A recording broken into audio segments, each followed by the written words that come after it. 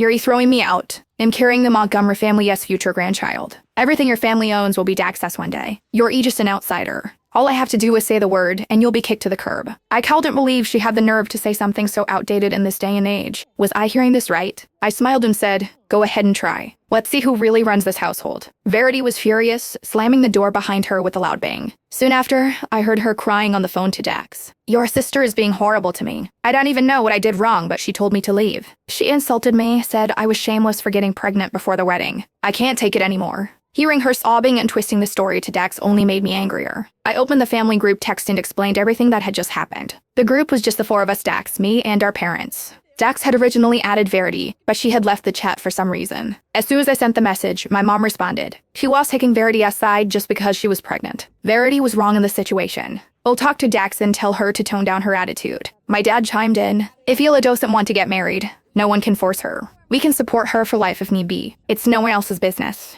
Dax, take control of your wife. Just because she's pregnant doesn't mean she can cause problems. It was mostly my parents talking in the chat. Dax didn't respond. That afternoon, Dax came home from work, silent and looking exhausted. I could tell he had seen the group messages and was taking it well. We had always been close growing up, barely ever fighting. This was the first real tension between us. He quietly poured a bowl of soup and took it to Verity in the bedroom. I'll admit, maybe I was a bit too harsh this morning. Feeling bad for Dax, I poured him a cup of tea, thinking maybe I should apologize to Verity. Not because I was backing down, but because I didn't want to make things harder for Dax. After a long silence, Dax finally looked up at me, his eyes full of frustration. Sis, do you hate Verity? I froze, completely taken aback. He continued, I know this is your house. If you don't want us here, just say so. You didn't need to treat Verity like that. She's pregnant. Was kicking her out a bit much? I couldn't believe it. Dax didn't even ask why I kicked her out. He just took her word for it and blamed me. I let out a bitter laugh. Do you even know the things she says about me behind your back? And you're taking her side without knowing the full story? Dax's voice grew louder, more upset. She's pregnant, Hila. Why can't you just be the bigger person?